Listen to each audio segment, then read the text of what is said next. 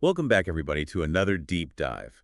This time we're heading to a place I think we're all pretty familiar with, the grocery store. Oh, yeah. We all spend a good chunk of our lives there, don't we?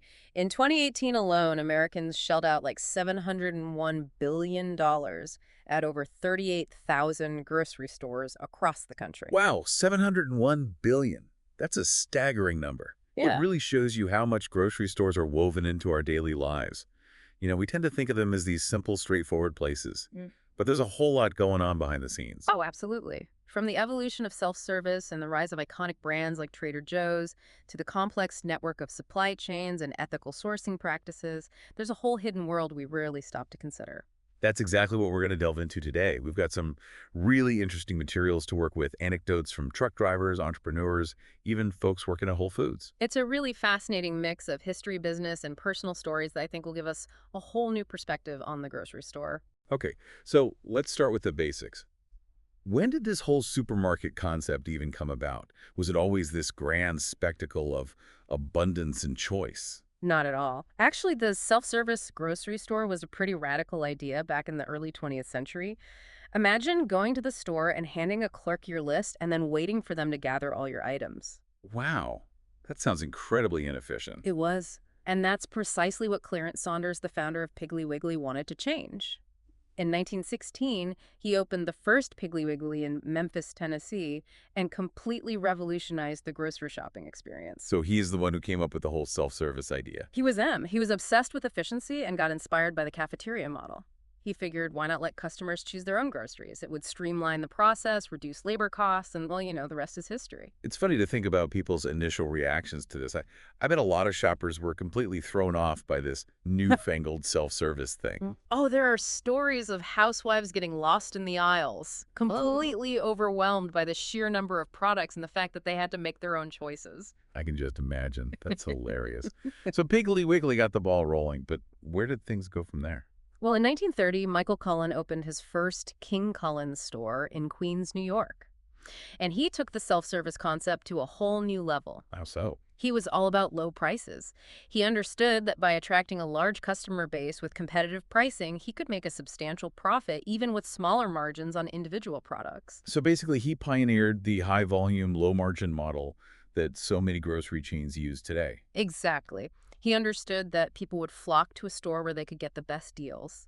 It was a radical departure from the traditional way of doing things, and it clearly struck a chord with consumers. That's fascinating. Oh. So we've got efficiency with Piggly Wiggly and low prices with King Cullen. Were there any other pioneers who took a different approach? Oh, absolutely. Now you have to meet Joe Colomé, the founder of Trader Joe's. Ah, Trader Joe's. Every college student's best friend. Well, Colomé had this unique vision. He saw grocery stores as mirrors reflecting societal trends. He was particularly fascinated by the rise of college graduates in the 1960s. What did he see in them? He recognized their evolving tastes, their openness to new flavors and unique products, especially those from overseas. So instead of focusing solely on price like King Cullen, he saw an opportunity to cater to a more sophisticated palate. Exactly. He knew this demographic wasn't just looking for the cheapest option. They were seeking out interesting, high-quality foods that reflected their values and their desire for adventure.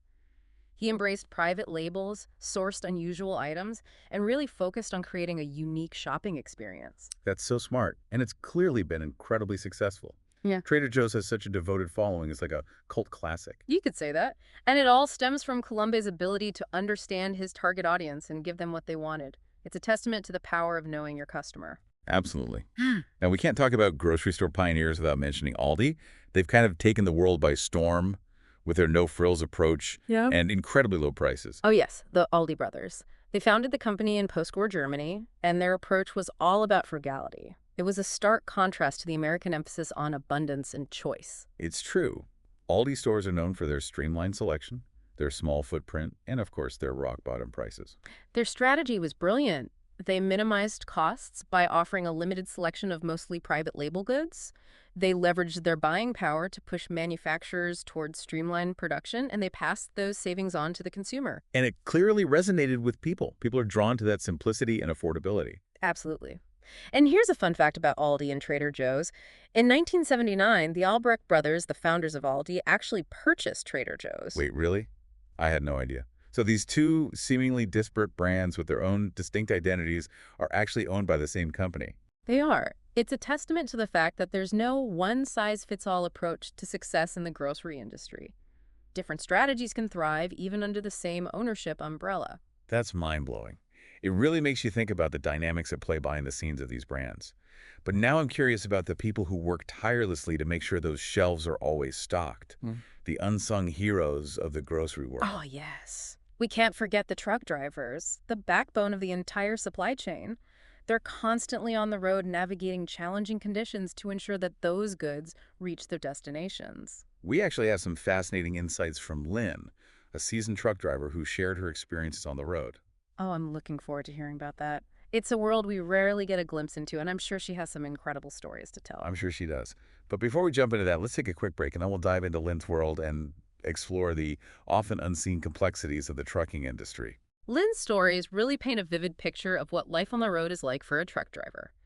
It's a demanding lifestyle, long hours, tight deadlines, and often razor-thin profit margins, especially for independent owner-operators. Yeah, it's definitely not the romanticized image of freedom and open roads that some people might imagine. Not at all. Lynn talked about the pressure to deliver on time, the constant worry about breakdowns, and the challenges of finding safe and affordable parking. And the financial pressures must be immense too, especially with rising fuel costs and competition within the industry. Absolutely. Lynn also touched on some of the ethical issues within the trucking world, like predatory lease-to-own programs that can trap new drivers in a cycle of debt. It's a reminder that even in an industry as essential as trucking, there are systems that can exploit workers and perpetuate inequality. It's a sobering thought, and it underscores the importance of understanding the human cost behind the efficient movement of goods that we often take for granted. Absolutely. Yeah. Now let's shift gears for a bit and talk about the folks who are trying to get their products onto those grocery store shelves.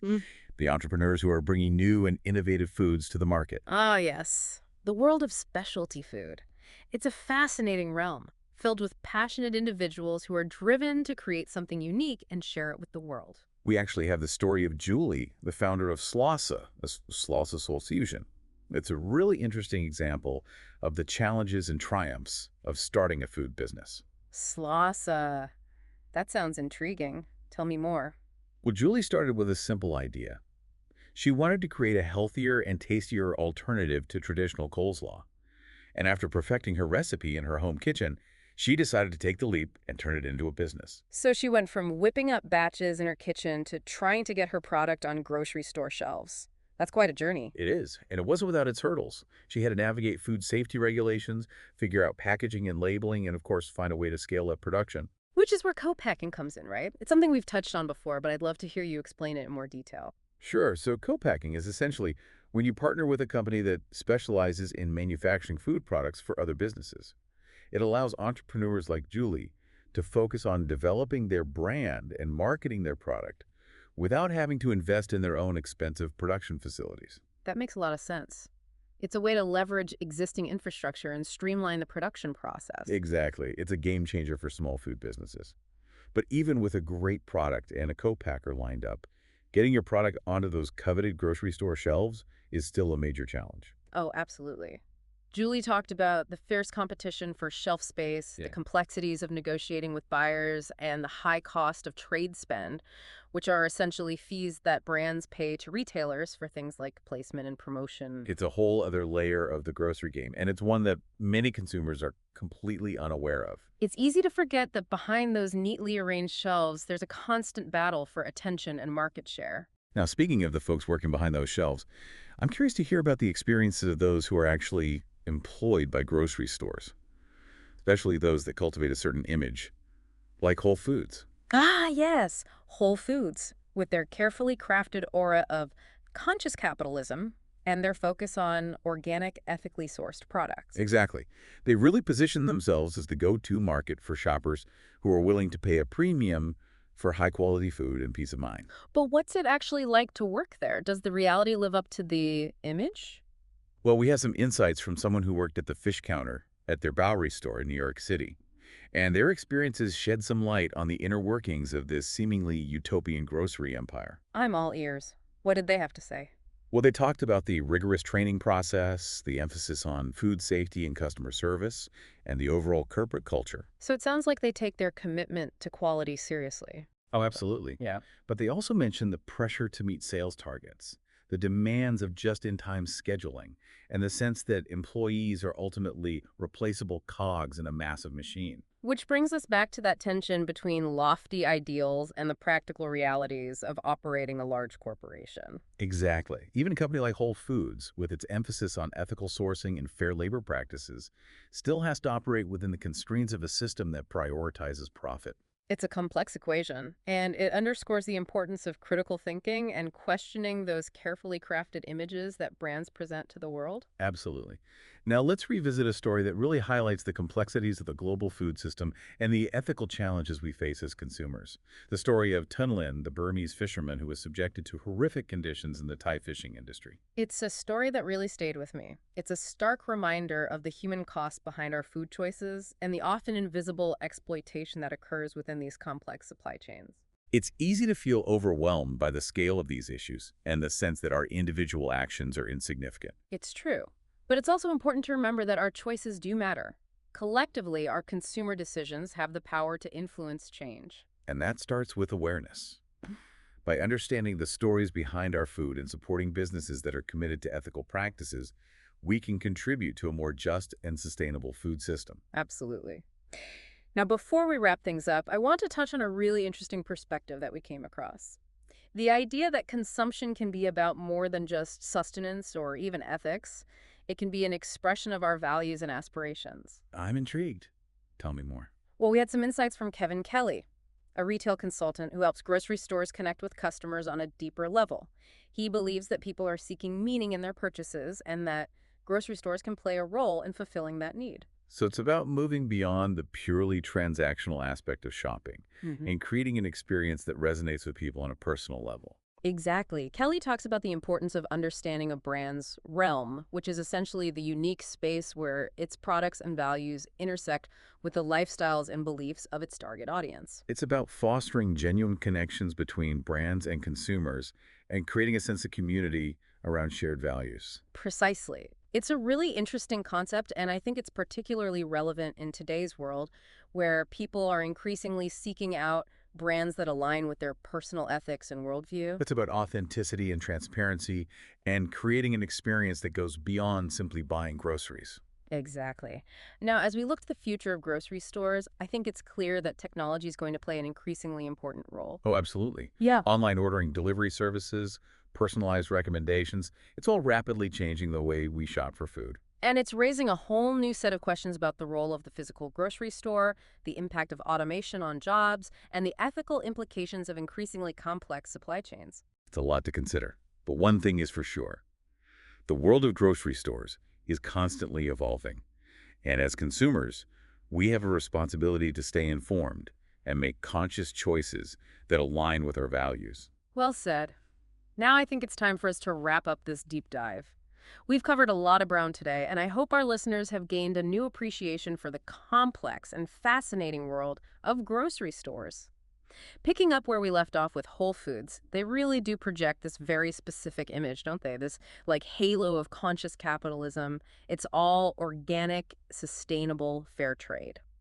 It's definitely the store for shoppers who are willing to shell out a bit more for that peace of mind, you know, knowing where their food comes from and how it was produced. And for a lot of people, that peace of mind is worth the extra cost. But it does make you wonder how much of that image matches up with the actual day-to-day reality of working there. Well, that's exactly what we're going to look at. We have these firsthand accounts from someone who worked at the fish counter at their Bowery store in New York City, and they really give us a glimpse behind the curtain, so to speak. I'm curious to hear what they had to say. What was it like working at a place like Whole Foods? Well, they talked about the intense training process. They really drill those food safety protocols and customer service standards into you. So it sounds like they really do take quality seriously. Oh, absolutely. Right. But there's this other side to it too. This constant pressure to meet sales goals, make those numbers. And the scheduling was really tough. Just-in-time scheduling, they called it. So you never really knew how many hours you'd get each week. And I imagine that kind of unpredictability can create a lot of stress for employees. Definitely. It makes it hard to plan your life, you know? Mm. And there was this underlying sense that you were always replaceable, like you were just a cog in the machine. It's like that dehumanizing aspect of efficiency that we've talked about. It's easy to forget that there are real people behind those perfectly stacked shelves and those gleaming displays of produce. Right, and it's not just Whole Foods. It's something we see across so many industries. This drive to maximize profits and streamline operations, often at the expense of the workers. It's a real dilemma, and it forces us to confront these uncomfortable truths about the systems we're all a part of. Absolutely. But I think awareness is the first step. Recognizing these issues and starting to ask questions about where our food comes from and how it's produced. It's about making conscious choices as consumers, supporting businesses that align with our values, and demanding better from those that fall short. Now, before we wrap things up, I want to bring us back to the story of Tun Lin, the Burmese fisherman. It's a really powerful reminder of the human cost of our food choices and the often invisible exploitation that happens within these complex global supply chains. It's a story that really underscores the importance of ethical consumption and the need for greater transparency within the seafood industry. It's easy to feel overwhelmed by the scale of these problems, but I think it's crucial to remember that we can make a difference even through small individual actions. Absolutely. Every choice we make as consumers sends a message to the market. And by supporting businesses that are committed to sustainability and fair labor practices, we can help create a more just and equitable food system. Now, shifting gears a bit, I wanted to touch on something that we talked about earlier. The idea that consumption can be about more than just meeting our basic needs. It can also be a way to express our values and aspirations. Right. We were talking about Kevin Kelly and his work with grocery stores. He believes that people are seeking meaning in their purchases and that brands can tap into that by aligning themselves with those deeper desires. Exactly. It's about creating a connection that goes beyond the transactional. Yeah. Something that resonates with people on an emotional level. It's about fostering a sense of community and belonging around shared values. And I think that's something that a lot of people are craving in today's world. Especially in a world that can often feel very fragmented and isolating. Absolutely. Now, as we look to the future of grocery stores, it's clear that technology is going to continue to play a major role. Online ordering delivery services, personalized recommendations, it's all changing the game. And it's raising a whole new set of questions about the future of work, the environmental impact of these new technologies, and the ethical implications of increasingly complex supply chains. It's a lot to grapple with, but I think it's an exciting time to be thinking about the future of food and how we can create a more sustainable and equitable system for everyone. I completely agree. And I think this deep dive has given us a lot to ponder. We've explored the history, the business practices, the human stories behind this seemingly mundane aspect of our lives. And I hope our listeners have walked away with a new appreciation for the complexity of the world of grocery stores. I hope so too. We often take these places for granted, but they're really microcosms of so many of the larger issues facing our society today. Absolutely. And I think one of the most important takeaways from this deep dive is that we have a choice. Every time we walk into a grocery store, we're making a statement about the kind of world we want to live in. So choose wisely. And on that note, I think it's time to wrap up this episode. We've covered a lot of ground today. But as always, we want to leave our listeners with something to think about. We've been talking about this idea that we eat the way we are. It's a simple phrase, but it really gets to the heart of the matter, doesn't it? It does. What we choose to put into our bodies reflects our values, our priorities, and our understanding of our place in the world. So take a moment to consider what that phrase means to you. What does it say about your relationship with food and with the larger systems that produce and deliver it to your table? Thank you for joining us on this deep dive into the world of grocery stores. We'll be back soon with another episode, exploring a new and intriguing topic. Until then, happy shopping and happy eating.